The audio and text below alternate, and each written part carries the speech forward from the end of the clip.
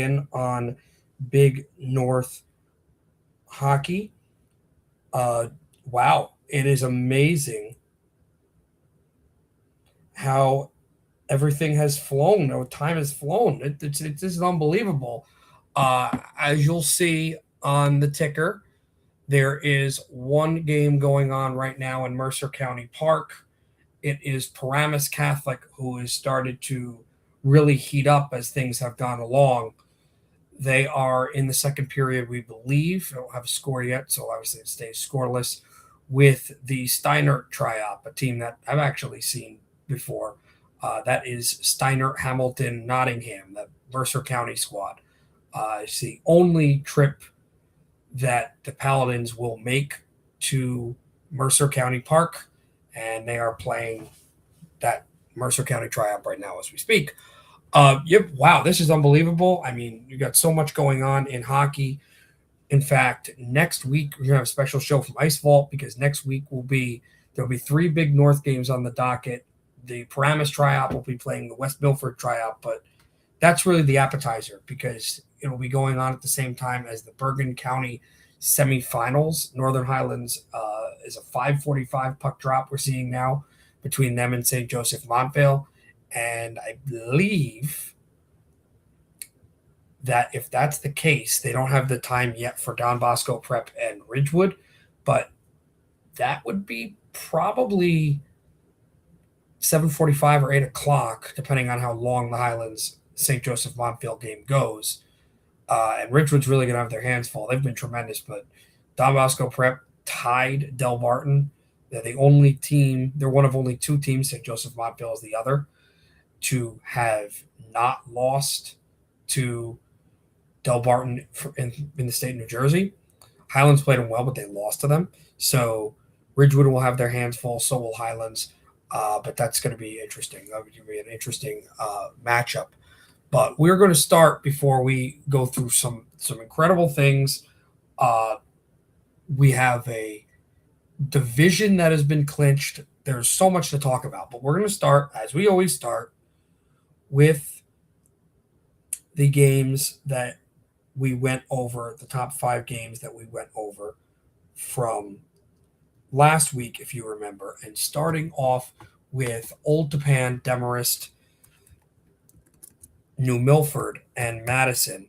And the Dodgers, we talked about their weapons.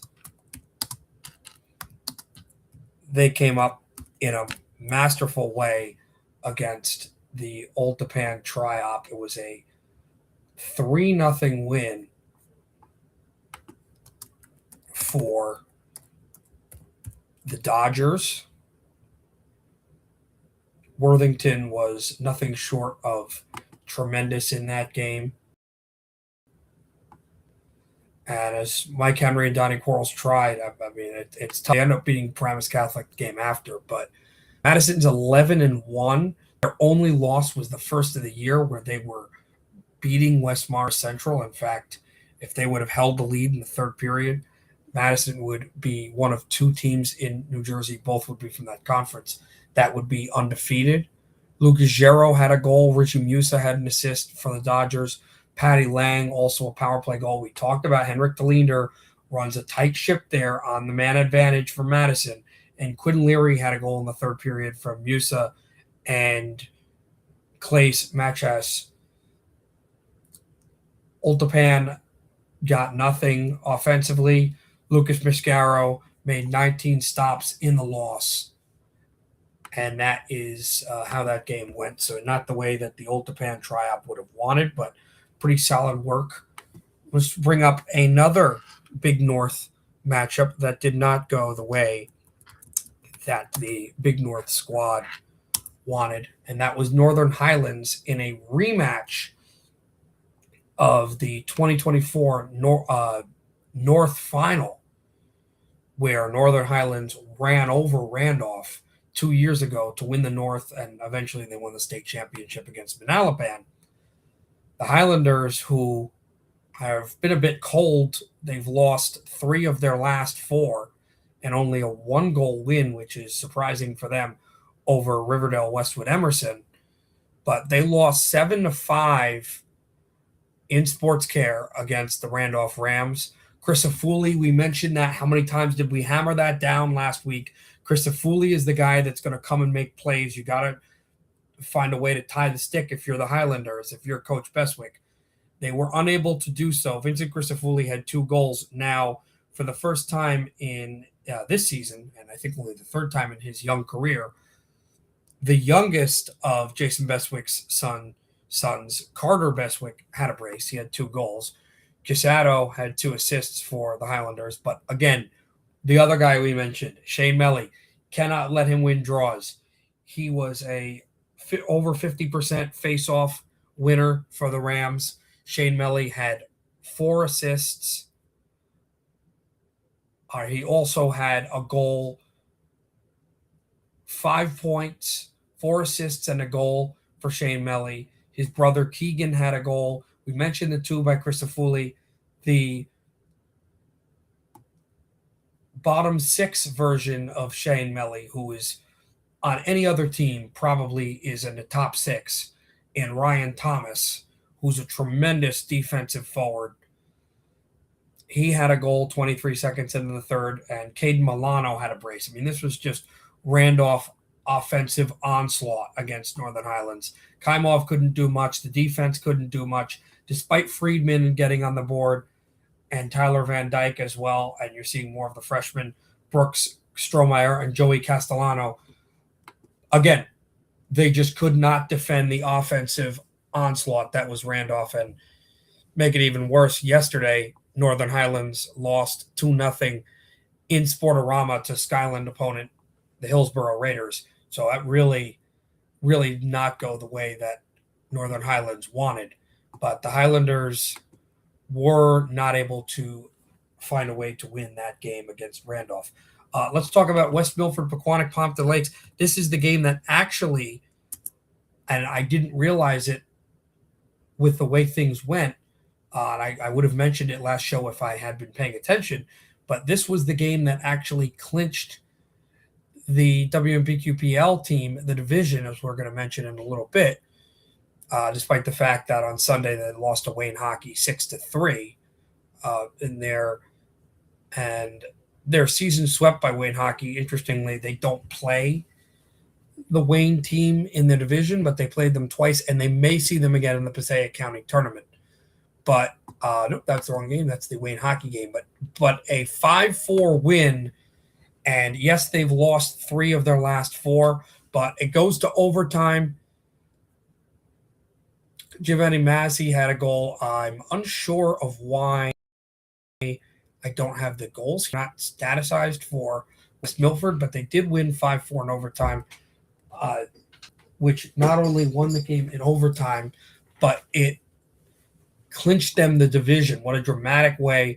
They go to 5-0 in divisional play. They'll play the Paramus Tri-Op again, but even if they lose, it doesn't matter because Paramus, Lyndhurst, Mahwah does not have enough divisional wins to deal with West Milford. In fact, their final divisional game, Sans Cup and Sans tournament, because they only count the actual regular season games, that will be occurring next week.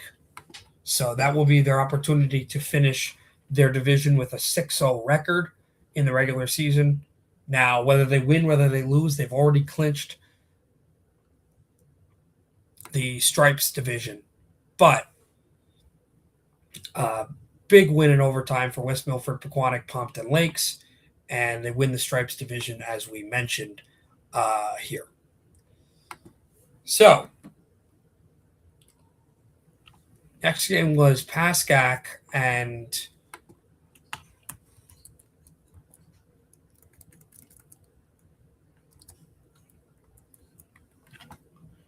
Clifton United, which was the tri-op, of course, of Clifton, Cedar Grove, and Passaic Valley. Well, that's their latest game. They'll be playing tomorrow at the Palisades Mall against the Ultapan tri-op. That's going to be a big game. But Clifton United lose. They lose 4-1 after gaining the lead. Actually, Antonio Vuolo scored the first goal for CU, but then It was Sean Jennings for Pascack. They're such a strong team.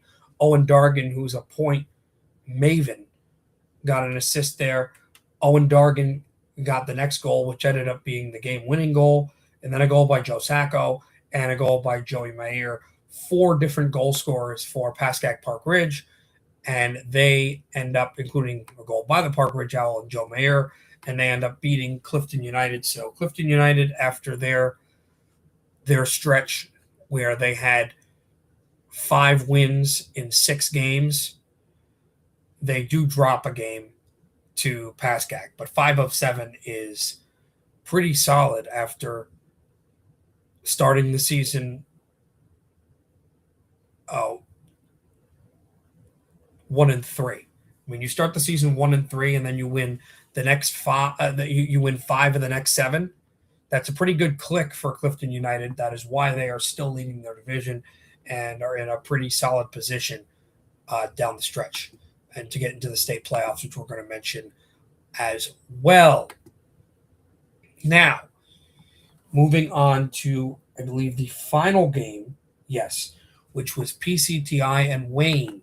And this was an intriguing game. This was one where Wayne still had some really good shots to win their division, which they still have a possibility to, by the way, but it's very slim. We're going to talk about it soon. That is the wrong page. This is the correct page. We're just on the wrong season. This was 2 years ago, but 25-26, their first ever year winning a playoff game when they won in overtime against Morristown. But this season, basically 6-7-1. No, we're not going to have any jokes here, but a scoreless tie with Wayne Hockey. Lucas Egan with 28 stops for Wayne, 25 stops for Nick Stylianesis. As we'll mention, both of these guys are top 10 in the conference in saves. Stylianesis, 25 stops on 25 Wayne shots, and 28 Bulldogs shots were all stopped by Lucas Egan.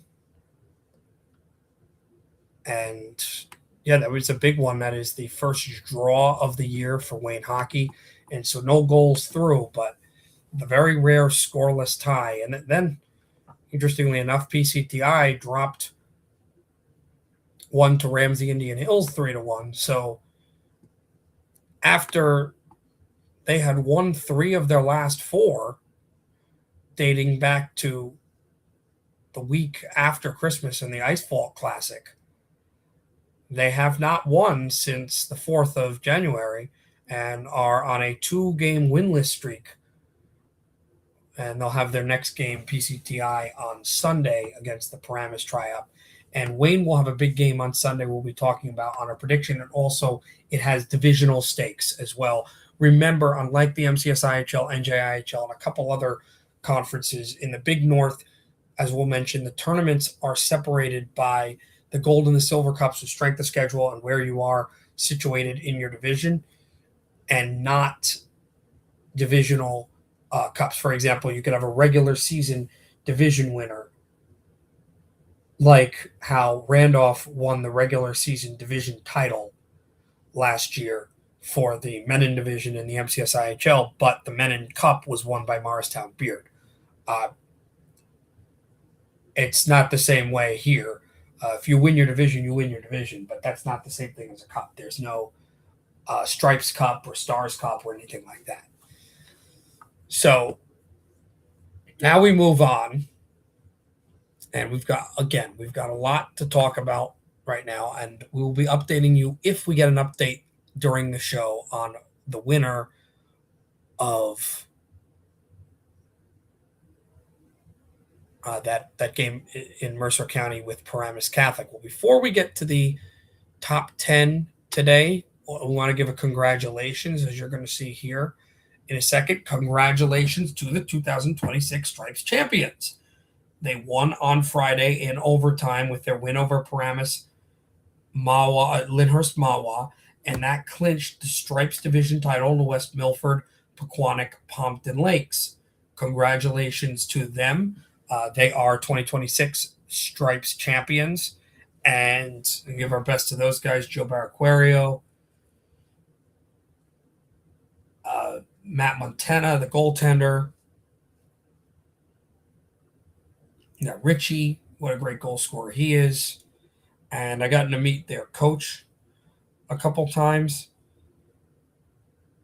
They've got a great coach, Wes Milford does,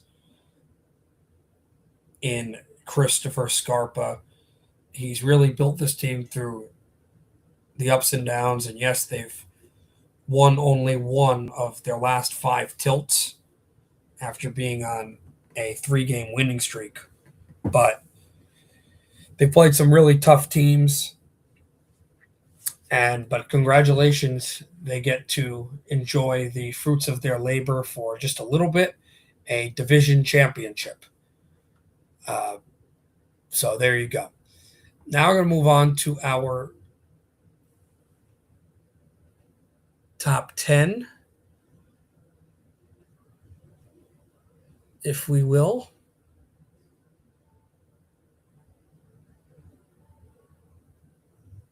Fine, not making sure I have the right things here. Yep, here we go. So here we go to our top 10. Starting with, and not a lot of changes. There's a couple. No one new sneaks in. Although, again, there was a conversation about Fairlawn that I had. Definitely a conversation to put them in, but just kept them outside. But we had some sifting around the 4 and 5 spots, as you'll see. Number 1, Ridgewood. Again, I mean, they're 12-1.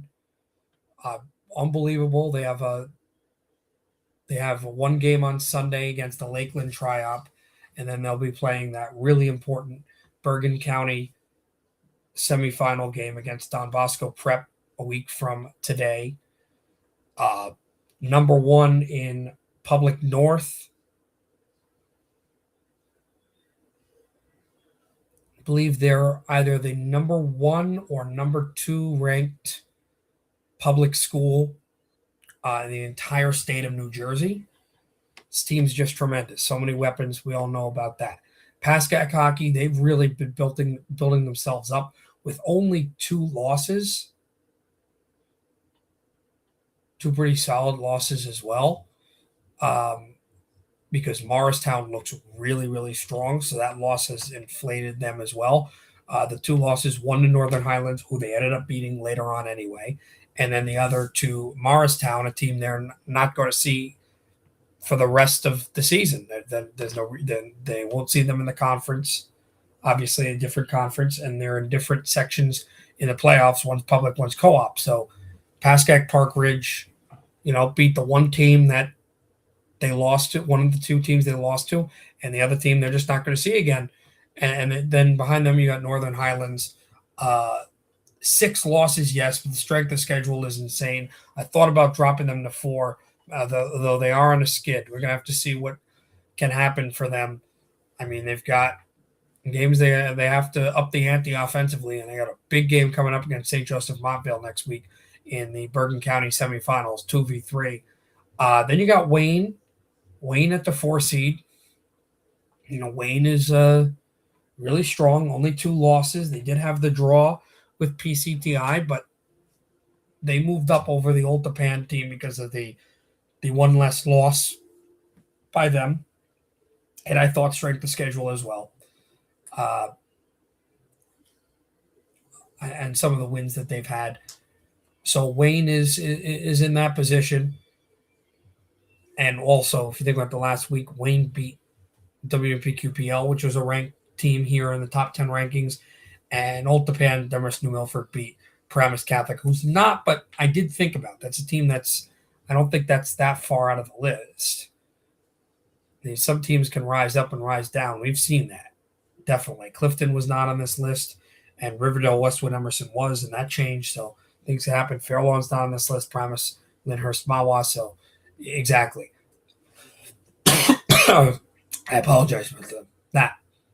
But then you get the Old Tapan Tri-Op. Again, solid as anything. They've got some really solid games. It's some really important games, pivotal games coming up for them.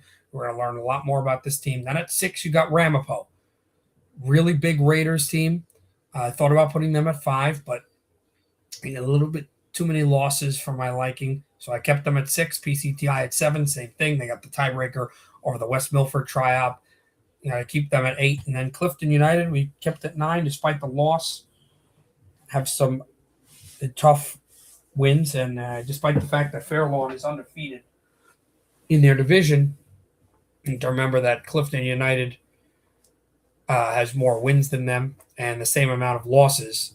So I'd put them at 9, and I thought that Paramus has started to really fire a little bit here with how things have gone. So I have Paramus, Lyndhurst, Mawat at number 10. So there you go. Let's move on with starting off with the Gold Cup. Those are the cups that you have coming into the tournaments, specifically in the Big North. So as we mentioned, once again, the Big North operates at a sense of strength of schedule and record on the Gold Cup and the Silver Cup. It's 2 cups, 2 tournaments, 8 teams in each tournament, and there are 16 teams in the conference. So 8 go to the Gold Cup, 8 go to the Silver Cup. The Silver for the teams that are deemed lower record, lower strength of schedule, and Gold higher record, higher strength of schedule. So right now, as it's seeded, if the tournament started today, and it doesn't start till mid-February, right around the cutoff, right before the state playoffs. And the reason I think they wanted to do that is they're having earlier end of regular seasons right before the cutoff. So number one, it gives teams more time to schedule late games if they want to push for a home game or push into the playoffs. That happened where Parsippany Regional 2 years ago thought they were all but into the postseason, but Mountain Lakes Booton scheduled some games so them and the Killcats could go in and bump out. The Killcats, obviously the MCSIHL team of High Point, Kittatinny, Wallkill Valley, to go in and bump out Parsippany Regional. So that occurred. So they want to create more space. And also something that actually did occur in the Big North, I believe it was last year, where Fairlawn Dumont Bergenfield was an extremely low seed in the Gold Cup. I believe it was last year. It might have been 2 years ago. And it was not expected for them to jump up the ladder. It was 2 years ago. And they ended up doing it, but the way that the brackets worked, where they were in the state playoffs, so they ended up losing in the state playoffs in, I think, the second round, and then still having to play in the final of the tournament. So they had already lost in the state playoffs. So once they won the tournament, they won the championship, they won the cup, but then their season was over because they had already lost in the state playoffs. So a lot of conflict of interest stuff. So they're actually rotating it so it's not going to have that conflict of interest, which I think is really important for the league and for the sport, and specifically the league, meaning the conference in the Big North. So right now, seeded, if the tournament was to start today, as we mentioned, be the 1 seed Ridgewood. You see, I got 1, 8, 4, 5. I do it that way. 3, 6, and then 2 and 7. So 1 seed would be Ridgewood. They would face the 8 seed West Milford, Pequannock, Pompton Lakes. The 4 seed would be Wayne Hockey, and they would face a team that they're going to be playing on Sunday. Ramapo is the 5 seed. The 3 seed would be Northern Highlands. The 6 seed would be PCTI. And the 2 seed would be Pascack Hockey. And the 7 seed would be Old Tappan, Demarest, New Milford. So that is the Gold Cup. A couple teams that actually made the Silver Cup last year that didn't make the Gold Cup are right now in position, namely the West Milford and Old Tappan Triops. Those 2 teams did not make the Gold Cup last year, and you have some absences too. Wayne didn't make it either. You have some absences. Ramsey Indian Hills is lined up in the silver. They made the gold last year. And the Fairlawn Triop made the gold, and they're lined up in the silver as well this year. So a bit of a change. Speaking of the Silver Cup standings, this is what it would look like now, the Silver Cup tournament. The 1 seed would be Fairlawn Dumont Bergenfield. They were the 8 seed in the Gold Cup this year. If the tournament was to start today, it hasn't, but if the tournament was to start today, they'd be the 1 seed. The 8 seed would be Lakeland Hawthorne Waldwick. The 4 seed would be Tenafly Cresskill Leonia. The 5, another team that was in the Gold Cup last year, dropped down to the silver. Wayne replaces them. The 5 seed would be Paramus Catholic. The 3 seed would be Paramus Lyndhurst Mawa. The 6 seed would be Ramsey Indian Hills, who was the 6 seed in the Gold Cup last year. And the 2 seed would be Clifton United. Even though Clifton United we have higher in the rankings and they have a better record, because of a slight edge of strength of schedule by the Fairlawn team, specifically also this week they're playing the Manasquan Co-op, who's top 15 team in the state out of the Shore Conference. Their strength of schedule is a little bit better than Clifton United's, and the divisional record is what bumps them to a 1 and not Clifton. But Clifton United was right there to get the 1 seed. And that, again, the tournament hasn't started. That's if it would start today. And Clifton United would be the 2 seed against Riverdale Westwood Emerson. And it's funny, Riverdale Westwood Emerson was in a position to get the 1 seed about 2 weeks ago in the Silver Cup. And today they're in the 7 seed. It's interesting how that changes. Next week's bracket could be completely different. You could have Tenafly at the 1, maybe Paramus Catholic at the 3, Ramsey Indian Hills at the 4. You're going to have Fairlawn at the 7. Who knows? Things change, although the strength of schedule is a differing part. But things do change. And let's move on to some of the brackets. These are also, if they started today, these are the state playoff brackets. And this is the North Co-op. Obviously, there is no team in the South, in the Big North. That'd be odd, but it's not unusual because you have a team in the NJIHL, which is mostly North Jersey, though there are some South Jersey teams in there, or at least teams that are somewhat central in there, Union County such. But you've got Millburn, not in this conference, but you've got Millburn, Kearney, North Arlington, one of those schools even being in Bergen County and in the NJIC conference for football, in North Arlington in that tri-op. And because there's too many co-ops in the North, too many northern schools with co-ops, they're actually in the South state playoffs. They play Toms River hockey. So, but that team's not in the Big North. So in the Big North Conference, it's all North Jersey. And obviously there's one parochial school, although right now they're not in a playoff position, state playoff position, that is, and that's Paramus Catholic. But that could change as we go along. Remember, the cutoff date is February 15th. So that is a month from Thursday, interestingly enough, not too far along.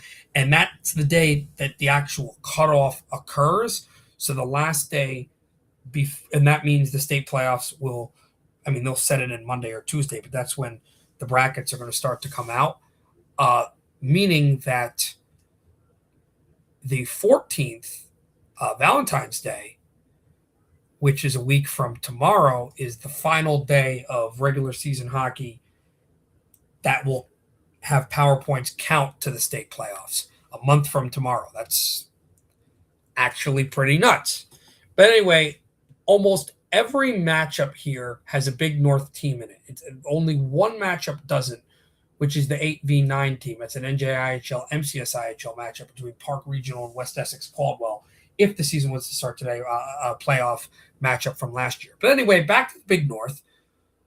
It would be Ramsey Indian Hills, who's a 16 seed, and they would take on the number 1 seed, actually, my alma mater, KJS. I'm from Jefferson, KJS United, at Skylands Ice World. Season started today. 4 seed playoff started today. State playoffs. 4 seed Pascack Park Ridge Hockey would host Verona Glen Ridge and their tremendous goaltender Jack Hughes in Sportorama. And they would actually take on the winner of the 5 seed and the 12 seed, The 12 seed being Paramus Lyndhurst Mawa, who would travel to Menin Arena to take on Parsippany Regional from the Hacheret division if the state playoff started today. Also, as the 3 seed would be Old Tappan Demarest New Milford. They would host not defending, but co-op state champions from 2 years ago, Morris Knolls, Morris Hills, the 2024 co-op champions. They would host them in the Palisades Mall. And Clifton United, as an 11 seed, would also go to Menin Arena. They would face 6 seed Mohoha, Mount Olive, Hopatcong, Hackettstown at Menin Arena. The 2 seed is another Big North team. It would be Wayne Hockey, and they would host yet another MCSIHL squad, 15 seed Mountain Lakes Booton, who hails from Parsippany Regional's division as well. And the final one of the North Co-op, 7 seed West Milford, Pequannock, Pompton Lakes, now reigning Stripes champions. It would be the only all Big North matchup. They would host Fairlawn Dumont Bergenfield from the Ice Vault. The Wayne Hockey Mountain Lakes Booton game would also be from Ice Vault in Wayne. In fact, on that set, that 2-7, that 2-15, 7-10, 3 of the 4 teams in that bracket are all from the Big North Conference, and one in a different division as well. As you know, Wayne hails from the Stars, Fairlawn Dumont Bergenfield from the Patriot, and West Milford WMPQPL from the Stripes. So that is what the co-op would look like. Let's look at what the public would look like. In the public, the number 1 seed is Ridgewood. They would host Roxbury from Icehouse. Also, the 8 seed Ramapo. Yep, that could be another playoff matchup in the second round if they win. The 8 seed Ramapo from Ice Vault would host 9 seed Chatham. 5 seed Northern Highlands would host 12 seed Mendham. And the final Big North matchup, if the state playoffs were to start today, 10 seed Passaic County Technical Institute would travel to Sports Care Arena to face Randolph. So there you go for the public teams coming out of the Big North. And I believe, actually, if my memory is correct, I think those are the only public teams that are in the Big North, and I think they all made the state playoffs. I'm just perusing to make sure I'm correct about that, and I am. Yep. Those are all the public schools. Just a couple of co-ops that didn't make it that are just outside, like Tenafly's Tri-op, and also one of the teams as well that's just outside in Paramus Catholic in the non-public state playoffs. Well, now that we got through all of that, all of if they started today and everything there, we're really winding down the way here. We have a couple more segments to go, starting with our divisional standings. And then we will have our stats, and then we're going to do our top 5 games. Unless I'm missing something. I believe that's it, though.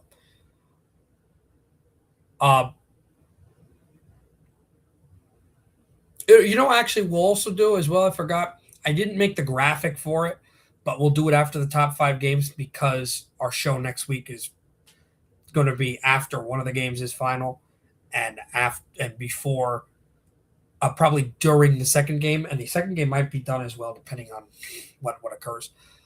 We'll talk about the Bergen County semifinals as well. And I have been scouring the internet for a date on the start of the Passaic County tournament, even if just go as far as looking at the Passaic County teams, seeing if there's a thing that says tournament. Because even when you go through PCTI, I went through to see if they have anything that says tournament game, anything like that. There's nothing that says anything of the sort. In fact, PCTI have no games scheduled currently right now that even hail. The team doesn't even hail from Passaic County. Obviously there's a couple of Passaic County teams. It's the Lakeland team, the West Milford team, which I find funny because West Milford PQPL uh, have the ability to win the Passaic County tournament.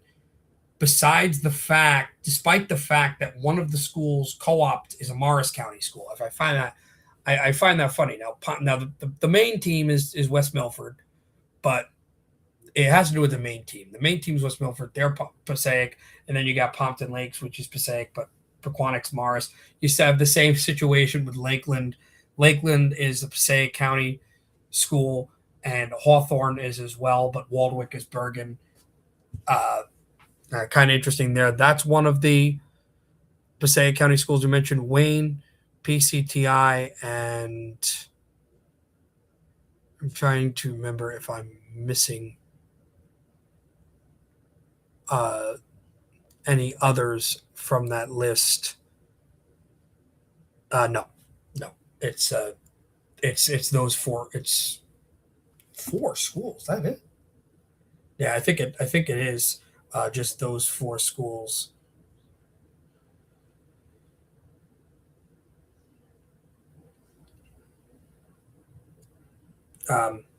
But when we get those, we will let you know when we get those games, those tournaments.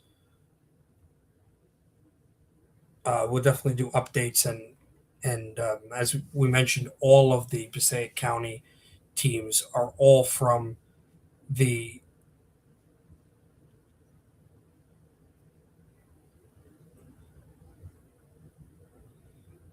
are all, as we said, are all from the Big North,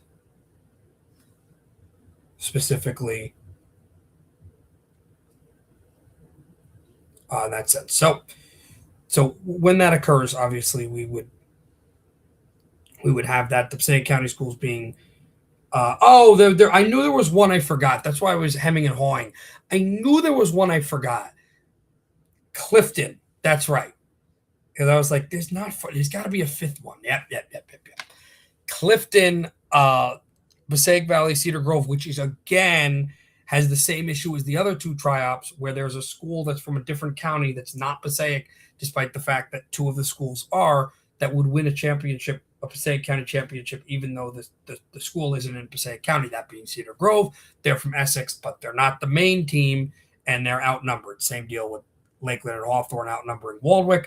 Same deal with West Milford and Pompton Lakes outnumbering Pequannock. We could have, if Wayne and PCTI, who are the only teams who have ever won the Passaic County tournament, if they don't win, you could have an Essex County, Morris County, or Bergen County team sharing the spoils. But now that we're done with that whole right there, hey Carson's your show. Glad you're enjoying the stream. If you have any comments, any questions about certain things with Big North hockey, definitely, I will explain that as well. That will be going on as we mentioned. So let's move on and start with the Freedom. As we always start with the Freedom. The Freedom division. This is one of three divisions still up for grabs. We got Pascack Park Ridge hockey. They are 9-2, 3-1 in their division. Their only loss was to Northern Highlands. Win over Northern Highlands. Win over Ultapan Demarest New Milford. Win over Tenafly Cresskill Leonia. Although Pascack doesn't play either of their divisional opponents that they still have yet to play until next weekend, I believe. Not this coming weekend, but next weekend. You've also got Northern Highlands, but Northern Highlands, despite the fact they have more games in hand than Pascack Park Ridge, has the same amount of games. They have one game against Oltapan, Demarest, New Milford. That'll be at Sportorama, and one game against Tenafly, Crescia Leonia. That will be at the Englewood McKay Arena.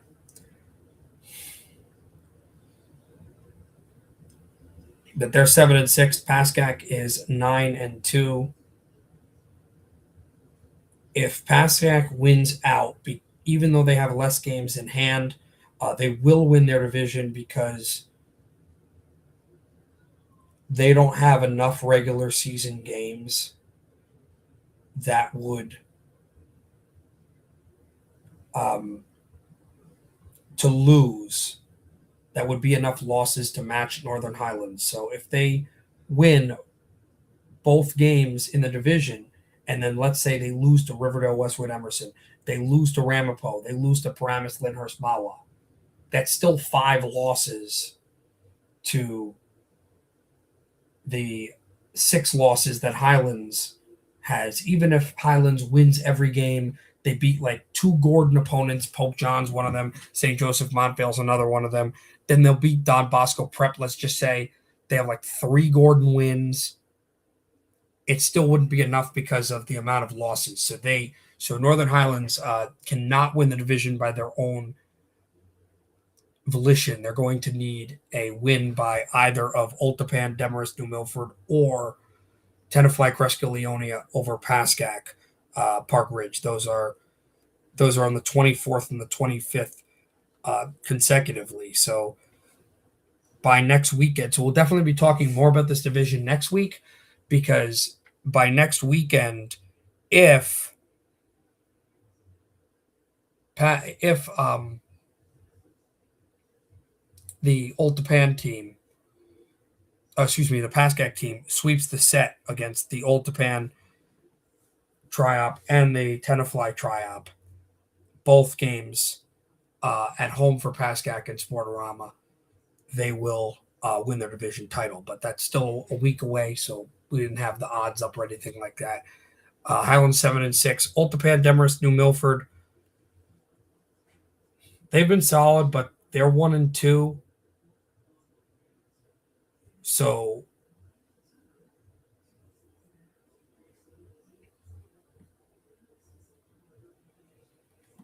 again, there is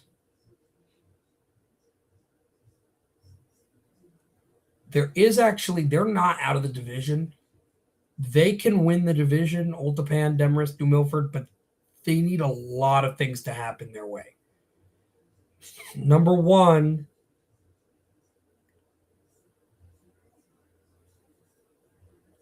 they need to win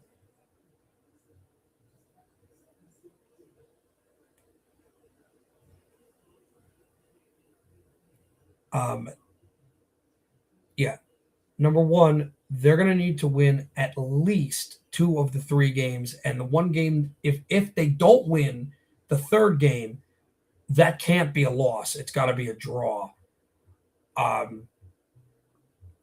And 2 of their wins are going to have to come against Pascack or Northern Highlands. They have Pascack on the 24th. Then they have Northern Highlands on the 26th.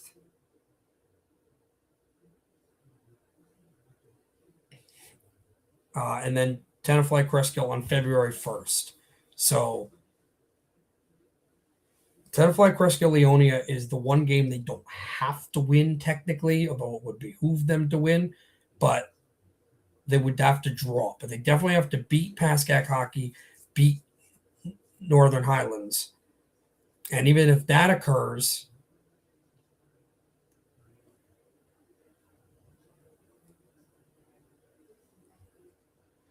now if they win all 3,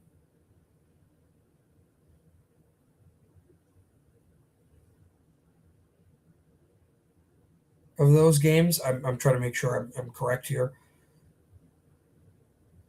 two, three, four. Um,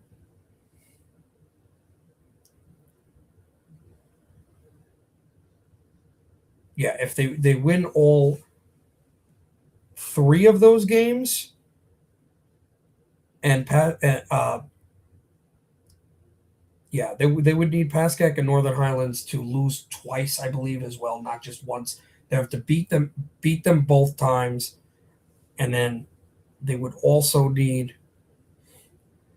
them to lose twice as well. So Northern Highlands, obviously, as we mentioned, is playing Old Japan, Demarest, New Milford, and Tenafly. So they're going to need Northern Highlands to lose their next two divisional games, Pascack lose their next divisional games, and then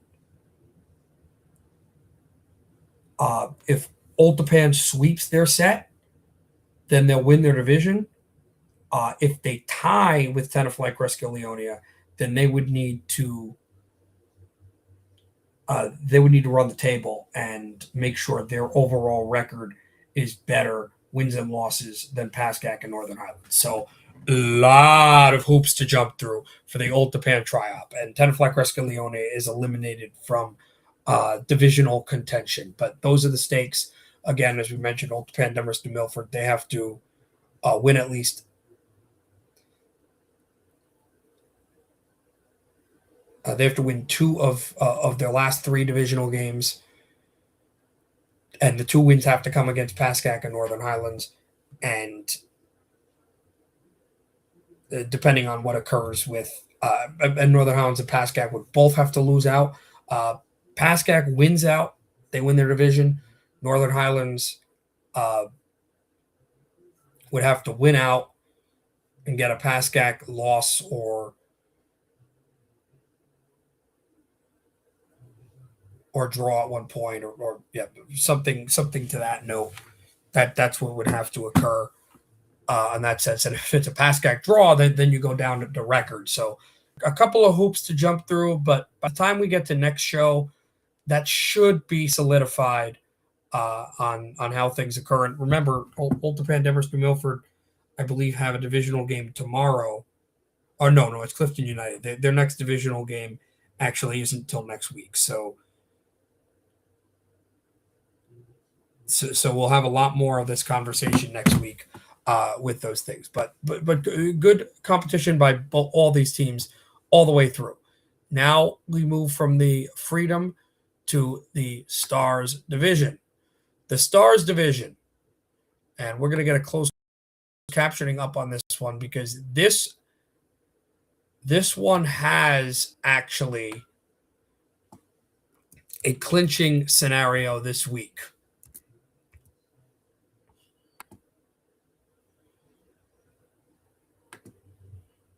As we mentioned, this has a clinching scenario going on this week. Wayne Hockey is in second place, as you mentioned. Ridgewood 12-1. They're undefeated in their division, 4-0 in their division, with one game coming up against PCTI. I believe it's PCTI, and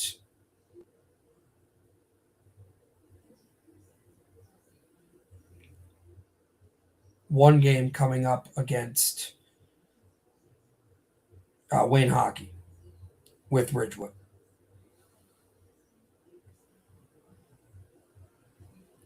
Yes, Ridgewood have a game against PCTI on the 25th in their final game of the regular season,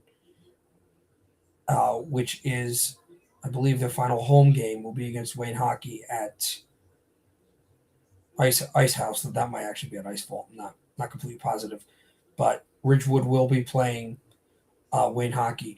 Those are the final two games, but Ramapo, because of the wins by Ridgewood in the division, have already been eliminated by Ridgewood, and PCTI is already eliminated as well. I think actually by Ramapo knocked out PCTI, even though Ramapo is not in contention anymore because they have two divisional losses. The most Ridgewood can have is two, and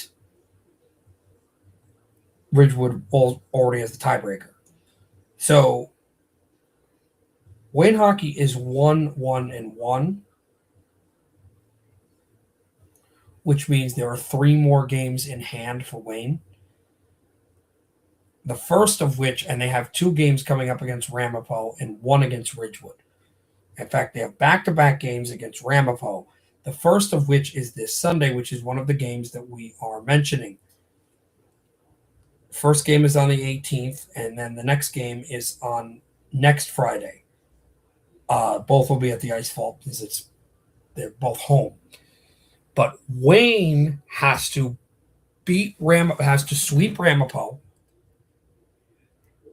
and they have to beat Ridgewood. Now,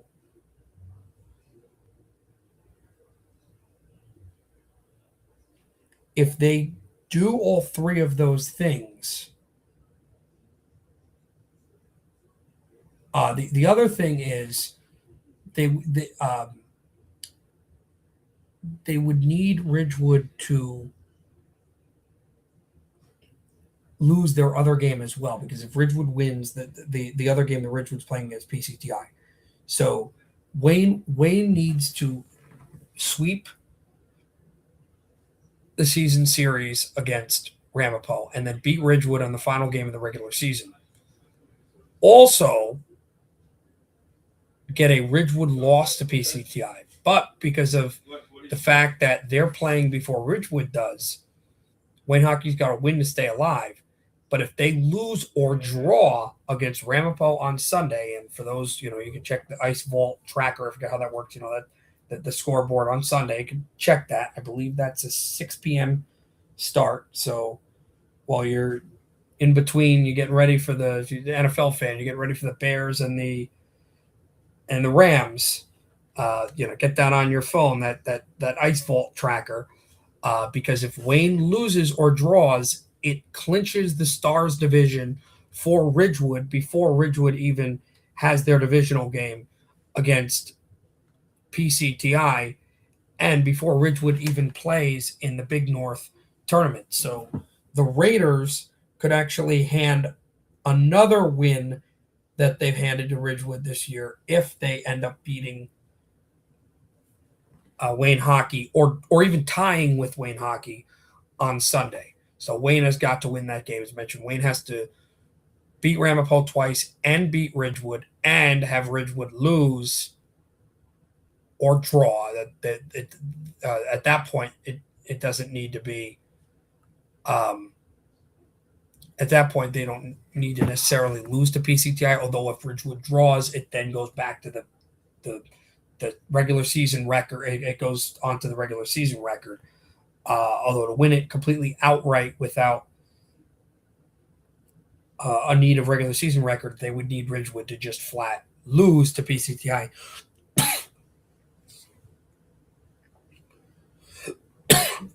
I apologize with the coughing. But that is how that division would work. And obviously, Ramapo is already eliminated from divisional play. All the teams are in the Gold Cup, though, if that tournament would start today. Ramapo 7-5, and PCTI is 6-7. So there is a possibility 6-7-1, as PCTI and Wayne both have that tie. As there is a possibility next show that not only could we be talking about the Bergen County semifinals up into the Bergen County final and the Big North team going to that, we could also be talking about a division title won by the Maroons and previewing the possibilities for a division title in the Freedom division, as we already discussed. Ridgewood's next divisional tilt, though, will be the 25th, which is next weekend, which would be on the next show. So if Wayne finds a way to win both of those games against Ramapo, the first one, but the next one will be next week anyway. So if they don't win on Sunday, this division will still be up for grabs, and we'll be talking about it again. But if it is over, then obviously we're not going to be talking about it as much. Just like as you'll see when we get to the Stripes division for the rest of the show and before the state playoffs that we have episodes of. We're not really going to be talking about the Stripes as much because it's already been clinched. Okay. Now moving back into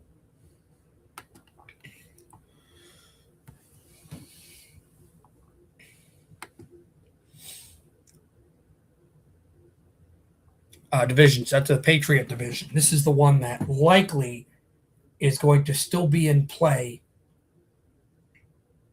until around the Cup season because of a couple of factors: the lack of teams playing teams in divisional, and the parity, and also the fact that a lot of teams are playing their last divisional games late in the season.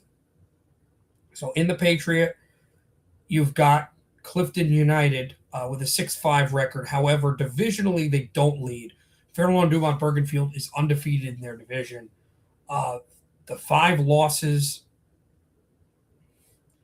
and even the draw were all out of divisional play, interestingly enough, which means 3 of the 5 wins, 75% of all, there were 75 to 80% of their wins were all in division.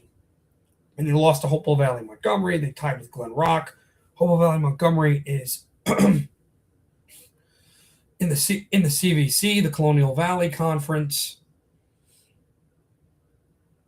Glen Rock is in the NJIHL. Frisch is in the NJIHL. And then they're on a 4-game losing streak. They have 3. They've had 3 Big North losses, but all of them have been out of the division. Paramus, that's in the Stripes. Old Japan and Pascack are in the Freedom. Their next game will be this Saturday. I believe at the Ice House against Paramus Catholic. Then Clifton United on January 26th,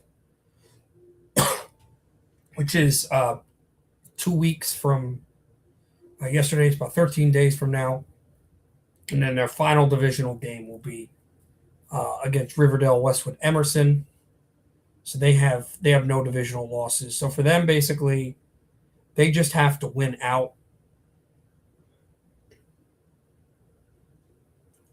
Clifton United has 1 divisional loss. Paramus Catholic have 2. All of these divisions, all these teams in the division are still in play. Even Riverdale Westwood Emerson, despite their 1-3 record in the division, because again, no, sorry, I forgot. It's not 0-3, it's 1-3. No, Riverdale Westwood Emerson are eliminated from divisional play because the best that they can be is 2-3, which again would not be enough. It's not enough wins to do with Fair Lawn Dumont Bergenfield. Paramus Catholic, again, doesn't have 3 losses yet, so they are still in divisional play. Same thing with Clifton United, who only has 1 divisional loss, which was to Fair Lawn Dumont Bergenfield. But when FLDB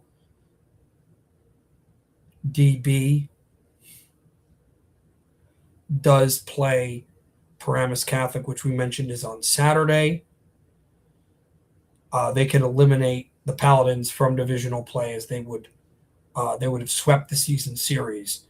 We mentioned they're playing Manasquan Point Pleasant Beach on Thursday, which is a really strong team from the Shore Conference. So, as you mentioned, all 3 of the 4 teams are in play. Paramus Catholic eliminated Riverdale Westwood Emerson from divisional play when they beat them on, I believe that was on Friday night. But the winner of but Paramus Catholic is hanging on to a thread to try to stay in divisional play. But the 2 teams right now in the forefront are Fair Lawn Dumont Bergenfield and Clifton United. Although, despite the way that they're ranked here on original record, point-wise, FLDB have more points than Clifton United and have the tiebreaker. And now we'll move to the final division, and that is the Big North Stripes. Not a lot to talk about right now with these teams. Then we'll go to our statistics, and then we will move on to the final games to talk about. Not really much to talk about because this division is finished. It's already been clinched. It's just who's going to finish in second place, third place, and if West Milford, Pequannock, Pompton Lakes is going to finish with a clean sweep of the division. Their next divisional game will be next week, where they'll try to sweep the division with another game against Paramus Lyndhurst Mahwah. 7-7. Paramus Lyndhurst Mahwah is 5-7. They're second place, just kind of jockeying for position at where they'll be in the division and where they'll be with the Silver Cup or the Gold Cup and state playoff stuff. But when it comes to the divisional play, it's already over. West Milford, Pequannock, Pompton Lakes clinched it on Friday, as we mentioned, at their 7-7 record. They're divisional champions. Paramus Lyndhurst Mahwah right now is in second place. Ramsey Indian Hills is in third. Lakeland Hawthorne Waldwick is in fourth. Paramus Lyndhurst Mahwah 2-2. As you mentioned, they have two more games coming up. They have a game against West Milford, Pequannock, Pompton Lakes, and one against Ramsey Indian Hills on the 23rd on Friday. So they went out. They will win their division, but the division's already been won. I apologize. I'm trying to say what I'm saying while thinking of the next part, but no, they will stay solidified in their second place spot. Ramsey Indian Hills as well. Lakeland Hawthorne Waldwick has been eliminated from divisional play, obviously, as the division's already been clinched, but they are also eliminated from moving up in fourth place. They don't have a divisional win or draw. Their only wins came against the Tenafly Triop. That's from the Liberty Division, and beating West, and that was in overtime, and beating West Orange out in the NJIHL, which is their only win by multiple goals of the entire season. For LHW, a team that advanced to the sectional semifinals last year in the state playoffs, but right now outside of the state playoffs and already the 8 seed in the Silver Cup and not in any position to move up in their division for the rest of the season. It's still solid season. Listen, you're 2-11. You haven't won a game in your conference or a divisional game. They have one conference win that was against Tenafly Cresco Leonia. But look, it's tough, but I applaud that community. I know the Lakeland community so well. Hawthorne and Waldwick have great communities as well, and they're building up. They're learning how to win, and that's a tough process. And I understand that after having such a successful playoff run last year, beating so many great teams. I mean, they were the team that knocked out it's always so hard to knock out a defending champion. They were the team that did it in Menin Arena against Morris Knolls Hills. That beat a really good Fair Lawn team. They put WMPQPL on the ropes, but to go all the way back to the bottom and rise to the top is a tough process. And they're doing the best things that they can, but it's really difficult. I mean, there's nothing else you can say about it besides what we just mentioned about it being extremely difficult. I mean, that's what it's about, it's hard. Now we're going to go to our top 10. No, that is our saves. That is not the... We're going to get our goals first, our top 10 goals. There you go. AJ Lasaro with 24 goals. He had an impressive 6-point night, a hat trick and 3 assists in their win over Ramsey Indian Hills on Friday that I was at. 24 goals. In fact, he is top 2 in every offensive Big North statistic, amongst one of the best players in the state, without a doubt.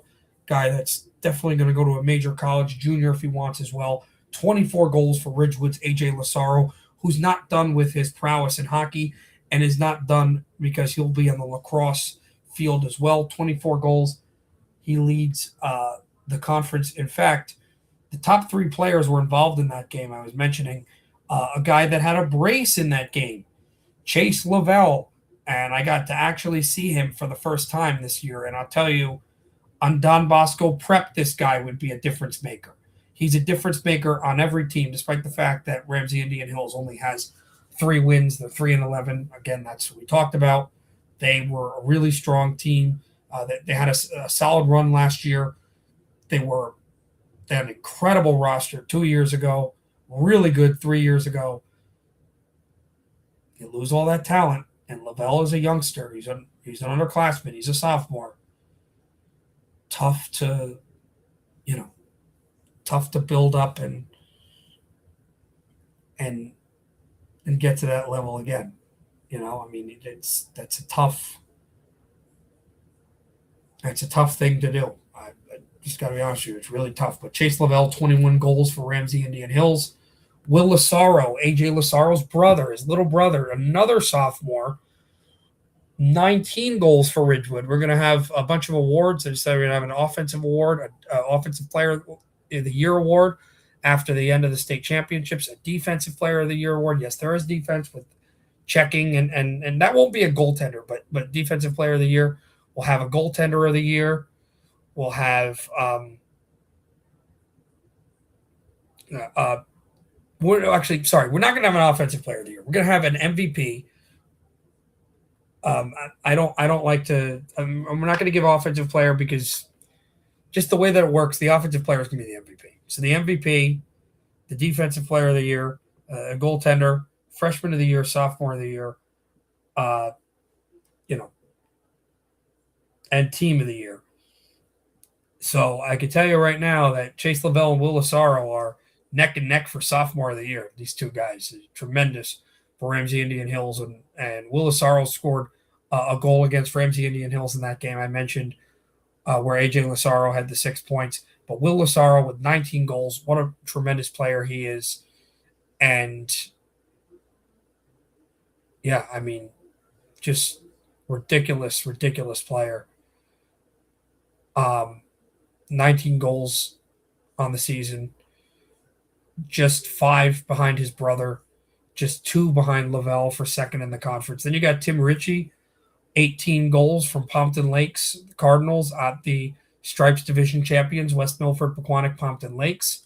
He's got 18 tallies this year. Dylan Ferlanti in 5th place, 18 goals as well for Fairlawn, Dumont, Bergenfield, also hails from Fairlawn. In 6th is Scott Stansfield from Wayne Hills and Wayne Hockey, 17 goals. Great season for Scott Stansfield. 7th is Ryan Montana, 16 goals from the Cedar Grove Panthers on the Clifton United team of Cedar Grove, Passaic Valley, or Clifton, Passaic Valley, and Cedar Grove. 8, we got another WBQPL player, this one from Pequannock, Joey Barraquario with 15 goals. He is a point monster as well, as we're going to talk about. 15 goals for him. 9th is Jack Sheehan, also another lacrosse player from Pascack Park Ridge, from Pascack Valley, the main team, with 15 tallies. And then 10th, he seems to always stay in this list. He's just a pure sniper. Troy Knaus, 15 goals for Tenafly Cresco Leonia. He's specifically from Tenafly. 15 tallies for Troy Knaus. That's your top 10 for Big North goal leaderboard. We'll also have Coach of the Year. Forgot about that. We'll also have that as an award as well, which is definitely up for grabs by a couple of great coaches. And let us move into the next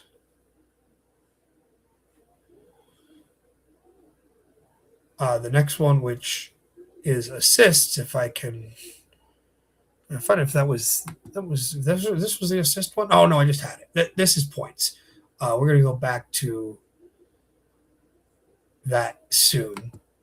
Actually, that is saves. This one is assists.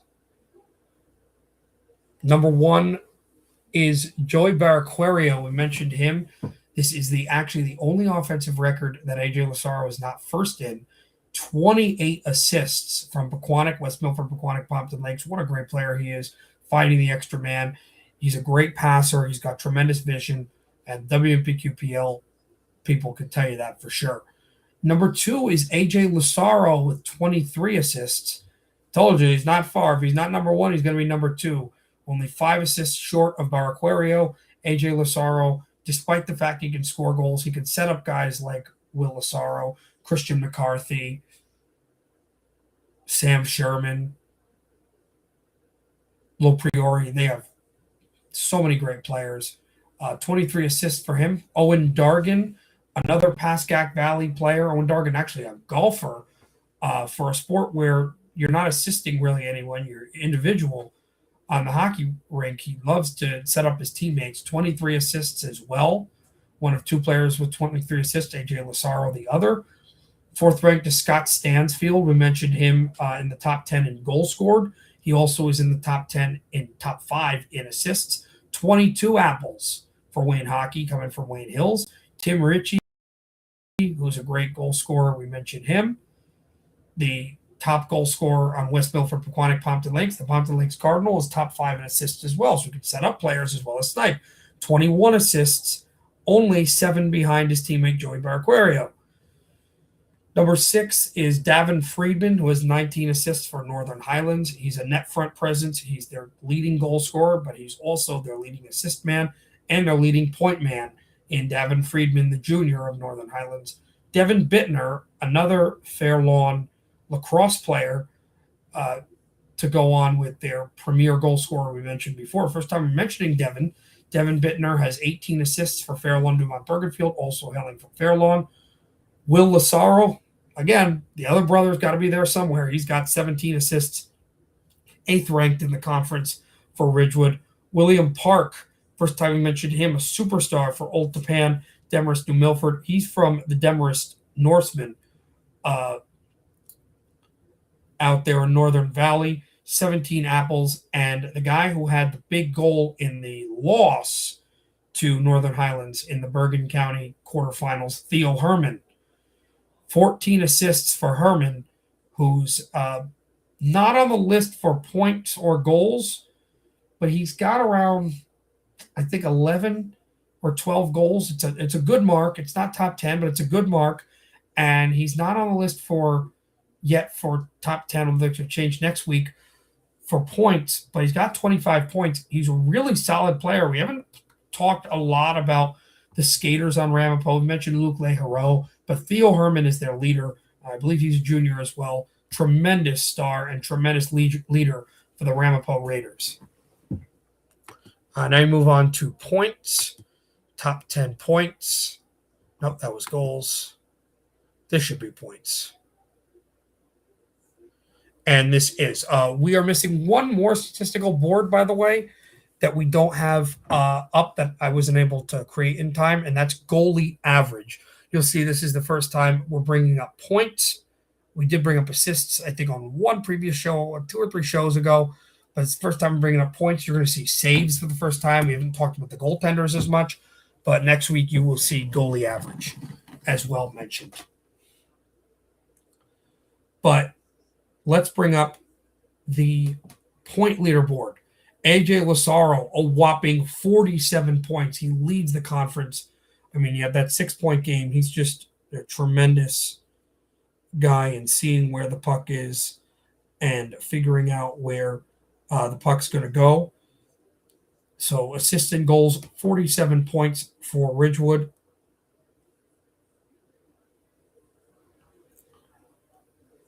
Joey Barraquario in second place again. He is the leading point scorer in the Big North. He is the leading assist scorer in the Big North. He is in the top 8 in goals. Well, he's top 2 in points, 43 points from Pequannock for West Milford, Pequannock, Pompton Lakes. Just a tremendous goal scorer. I've not gotten to see this team yet, and I need to. I need to see this hockey club in person, but they're a great team. Really, really solid squad. Then you've got Scott Stansfield. I mean, what can't this guy do? Top 4 in assists. I believe top 5 in goals. Top 3 in points. 39 points from Wayne Hills. Only 4 points behind Joey Barraquario. And only 8 points behind AJ Lazaro. Then 4th is another WMPQPL player in Tim Ritchie. He's got 39 points, tied with Scott Stansfield from Pompton Lakes, Tim Ritchie. And then you've got Will Lazaro in 5th. Again, these Lazaro brothers, it's a category. Not only is AJ Lazaro in the top 2, but AJ and Will Lazaro are in the top 10. Both Lazaros in the top 10. In fact, 8th is the lowest that one of the brothers are in all offensive categories. Will Lazaro has 36 points. Chase Lavelle, 33 points from Ramsey Indian Hills, specifically from Ramsey. 7th is Owen Dargan. I didn't know how to spell it, so I spelled Owen, but it's Owen Dargan with 32 points from Pascack Valley, from Pascack Park Ridge Hockey. Dylan Ferlanti, who leads not in assists but in goals for Fairlawn Dumont Bergenfield, he has 31 points. Davin Friedman, who is a top 10 assist scorer for Northern Highlands, is 9th in points with 31. And William Park, 29 points for Old Tappan, Demarest, New Milford, specifically from Demarest. And as he's a forward that can play defenseman, I'll tell you right now, him and Knaus are right neck and neck. If the awards were to be given today, and they won't be given until the state championships, they won't be decided until every team in the Big North season is over. And as we mentioned, the last 2 years, at least one Big North team advanced to the state championship game. So, we got a while to go. But Park and Knaus are neck and neck right now for Defensive Player of the Year. Can't tell you who I give the edge to right now. But he is the leader in points, William Park. And now we'll go to the goaltenders.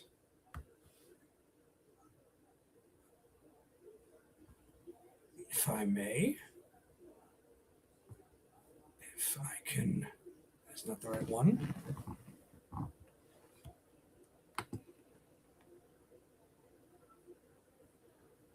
That is points. Where is, pray tell?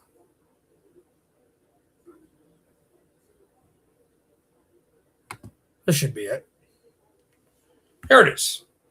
No, yes, it is. That's right, because I didn't adjust the logo on the top. But there you go.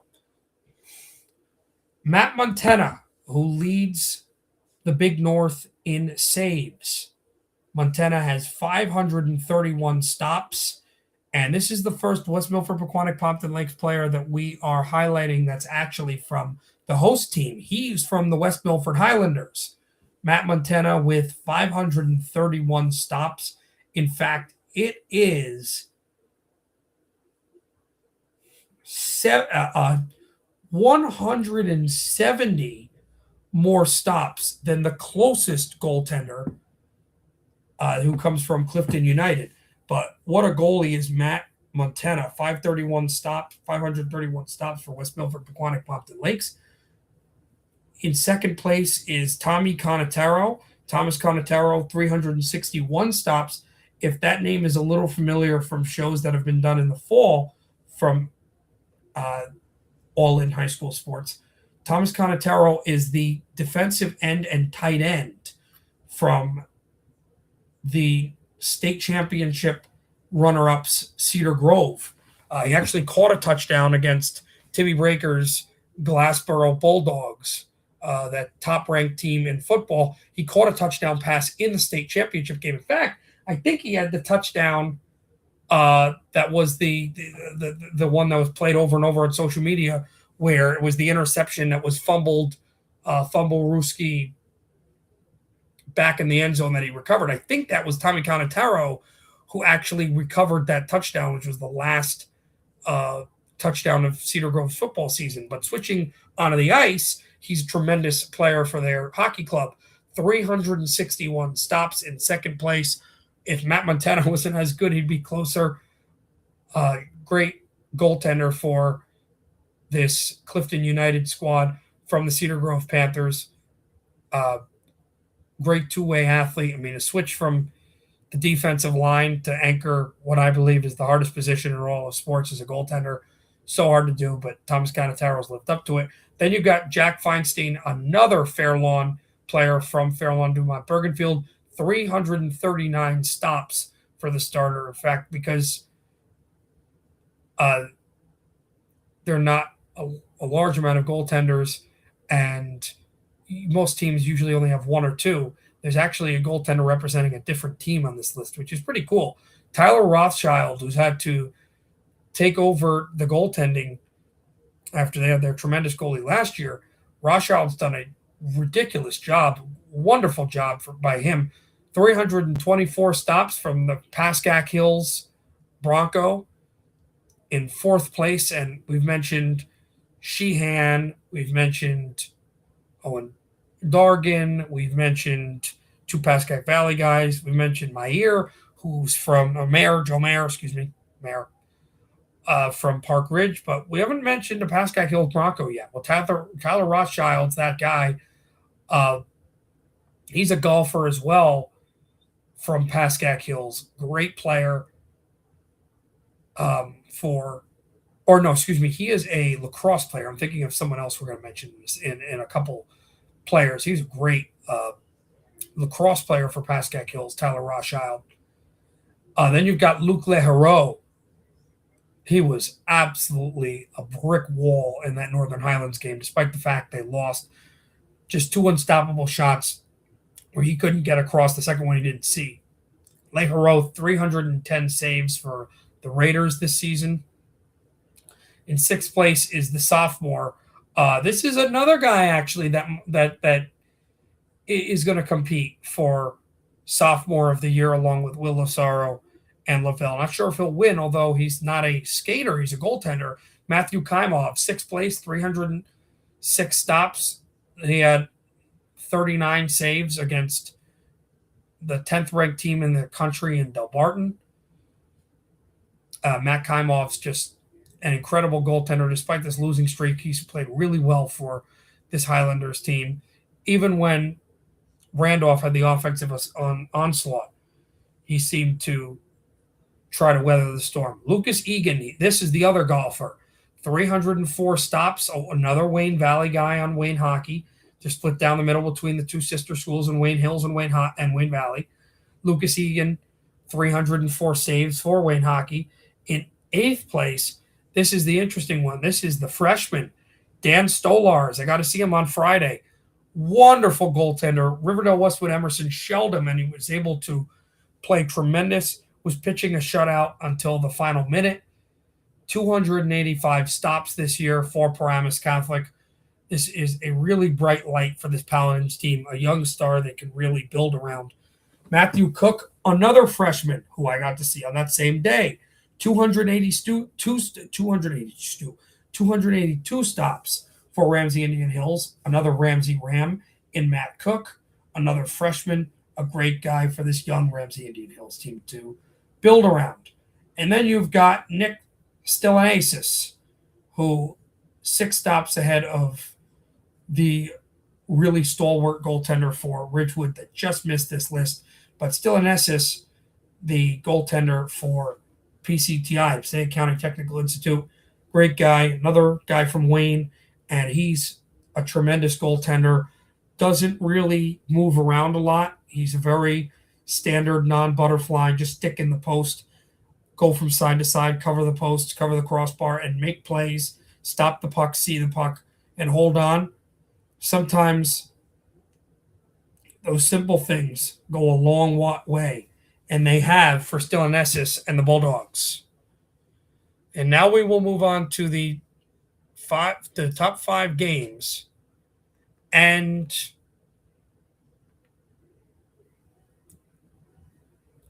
the Bergen County tournament games as well. Start with the Bergen County games. Don't have a graphic for them, unfortunately. Start with the first game, a 5:45 start, a week from now. And we'll already have the final at that point. That's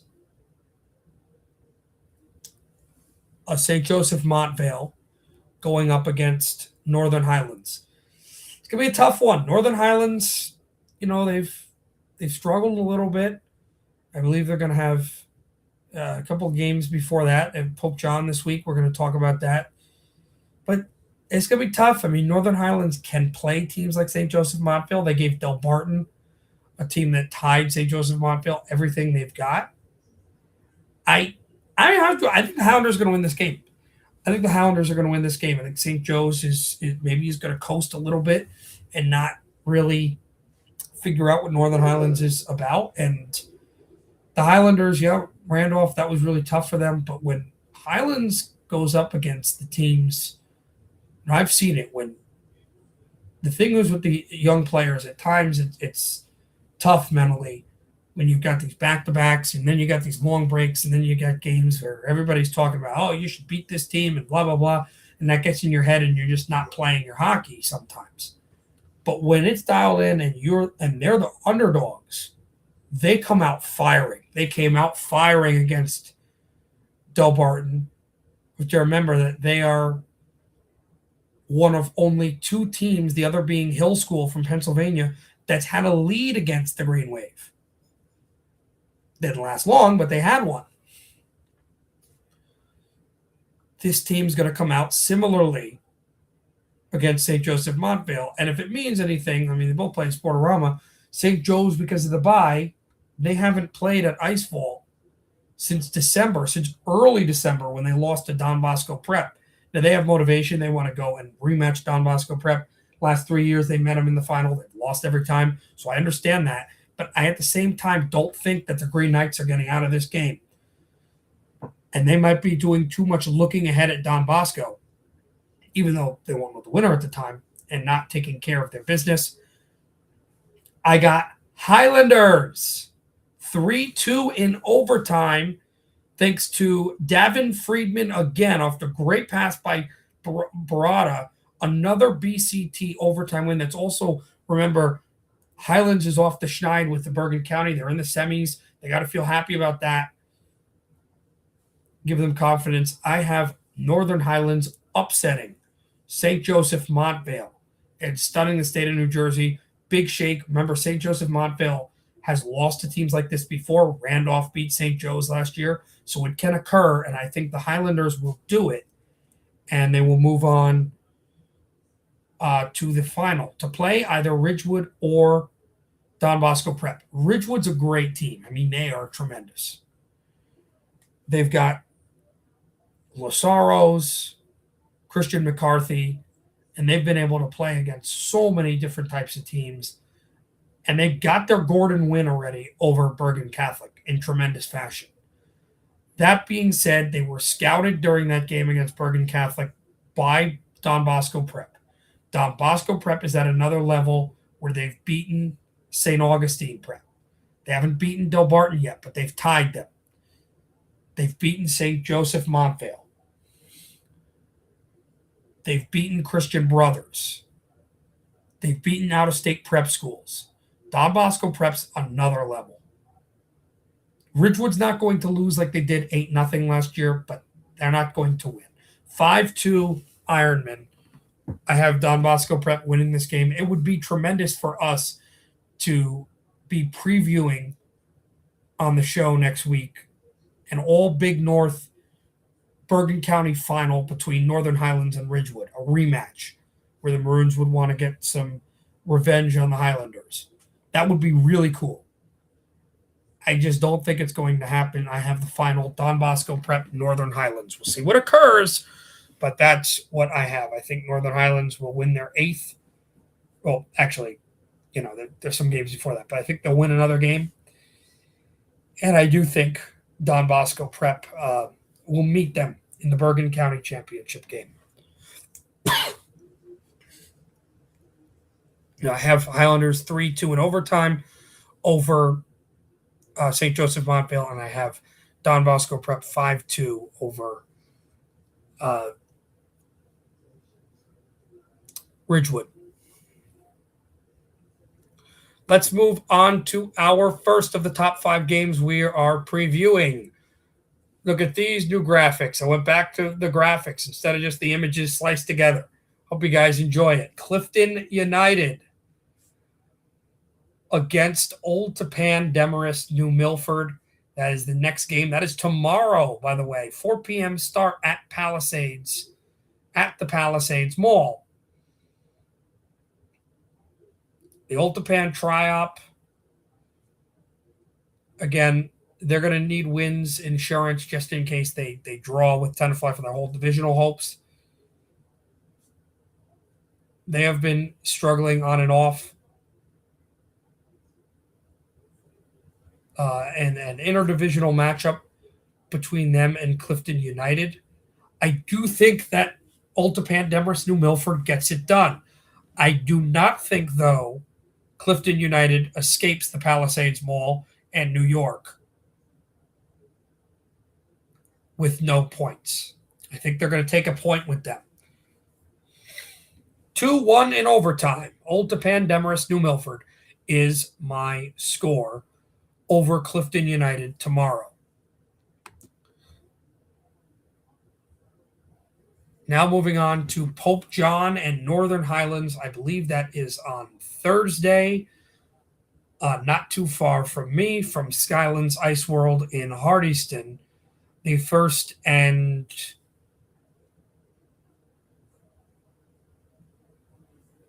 I believe only time that Northern Highlands will be in that building, unless for some reason, inconceivably, Vernon skyrockets up the standings in Public North and they end up meeting Northern Highlands and they're the host team.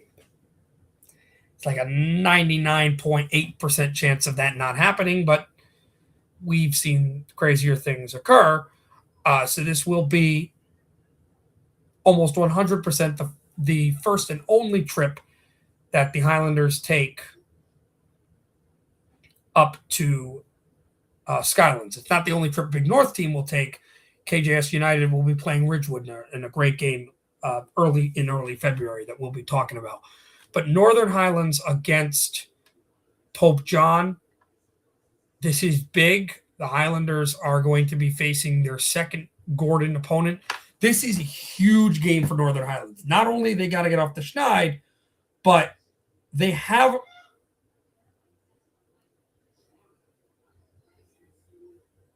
a Gordon opponent already.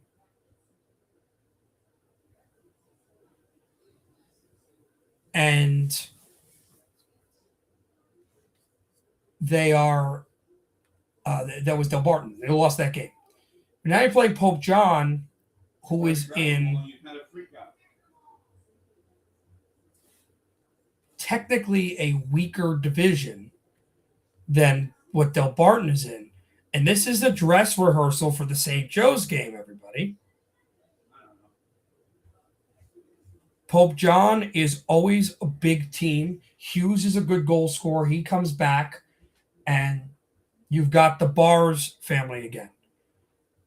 The older brother was a great hockey player a couple of years ago. Now I believe he entered his junior year at Wagner as a tight end for football. Just big bodies that they've got on that back end for Pope John. So if you're Northern Highlands, you've got to get fast, and you actually avoid a lot of the bang-bang stuff.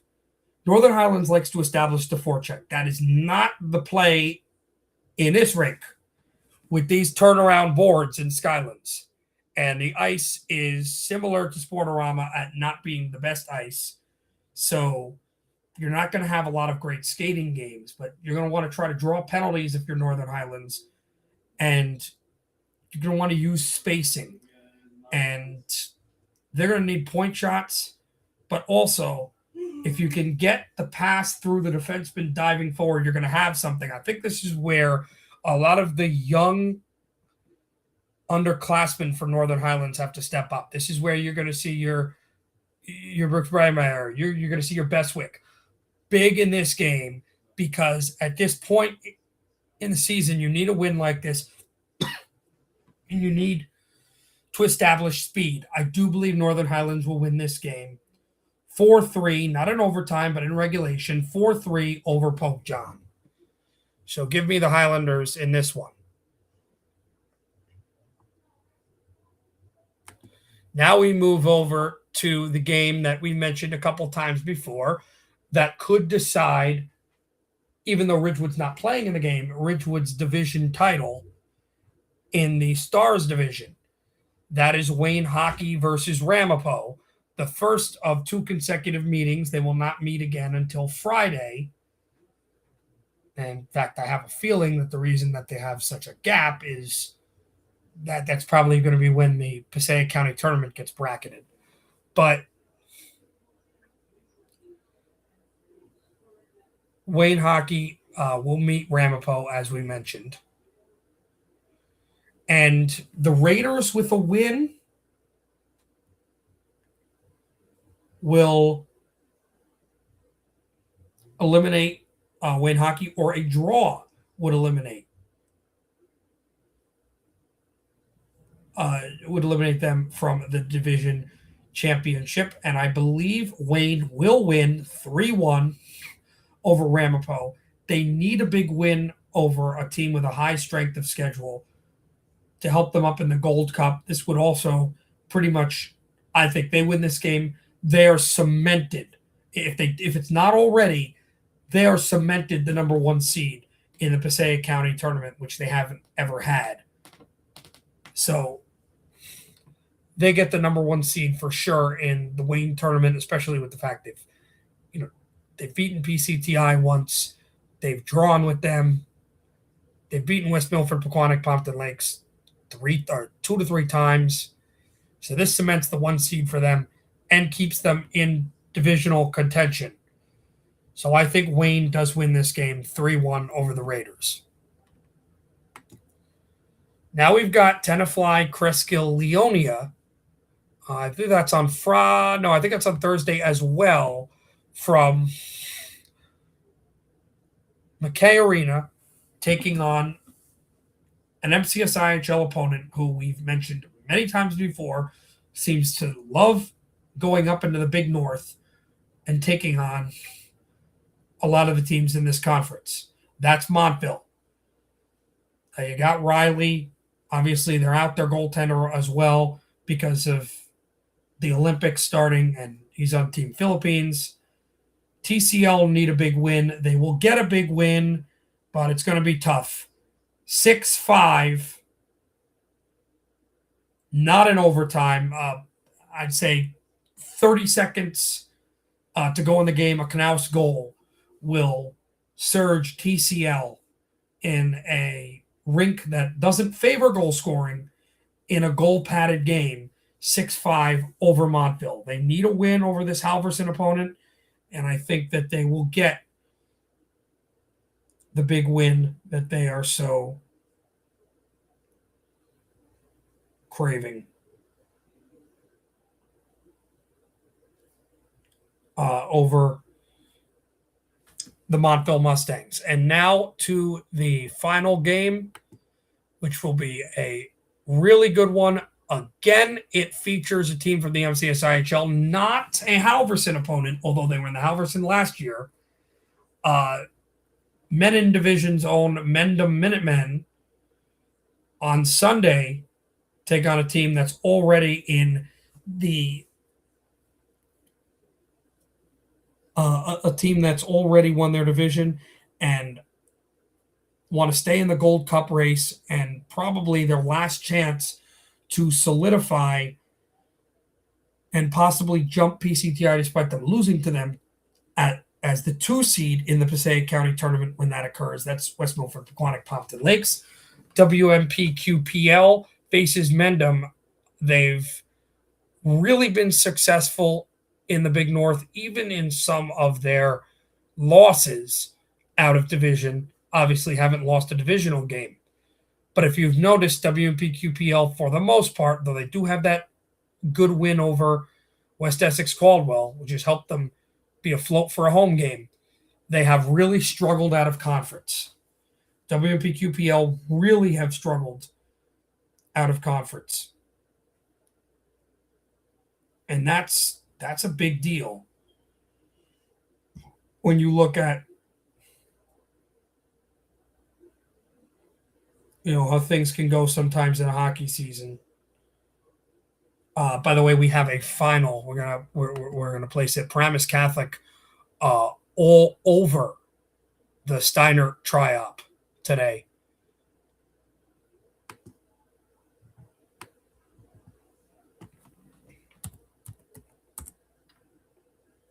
Nine to 2.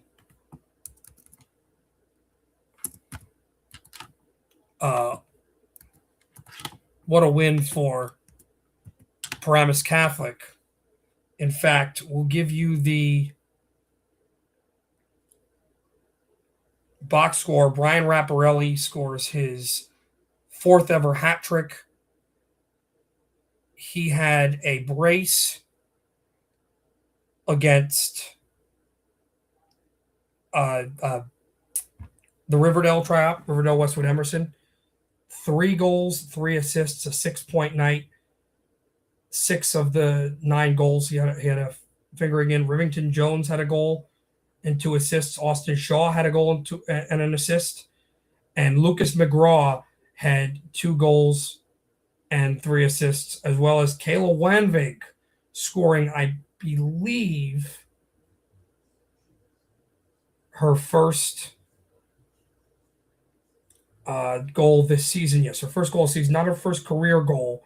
She had a goal last year, her first ever career goal against Vernon, an 11-1 win over the Vikings. But